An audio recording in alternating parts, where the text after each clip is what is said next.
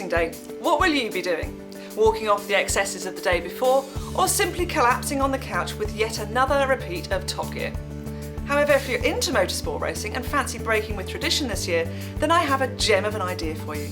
Take yourselves off to the plum pudding races at Mallory Park. It's one of those rare meetings on the race calendar that features action on 2, 3 and 4 wheels.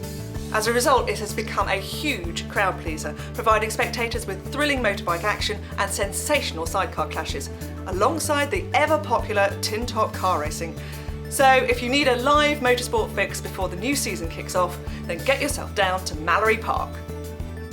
With Formula E's 2015 inaugural race in Battersea Park, it once more fueled rumours of a Monaco-style Grand Prix being held on the streets of the nation's capital. But with an Act of Parliament being required to lift the speed limits on the residential streets of the 3.2-mile circuit, it sadly still seems very much like a pipe dream. Bibury, South Gloucestershire is a typical sleepy English village in the Cotswolds, so not perhaps the place where you'd expect to see over 2,000 rubber ducks floating down the river on Boxing Day. But for over 10 years now, locals have been organising the fundraising event where competitors race their ducks from the road bridge where the ducks are released to the natural dam at the other end of the village. With the aquatic birds being sponsored by up to £10 each, not only do local charities benefit, but it's also a fun day out for spectators and sponsors alike. And thank you, Alan. I'm here in Bradford-on-Avon for their annual pancake race. The event has been running for over 15 years now and has grown so popular that the main road through town, which forms part of the route, has to be closed for the duration of the race. All the local restaurants take part by contributing the hundreds of pancakes that are required, but competitors are expected to contribute their own frying pans. In fact, someone's just lent me one of theirs and persuaded me to take part. However, with my tossing abilities, I'm not quite sure how I'll do. Either way, I shall be back after the news to report on who won. But for now, it's back to the studio.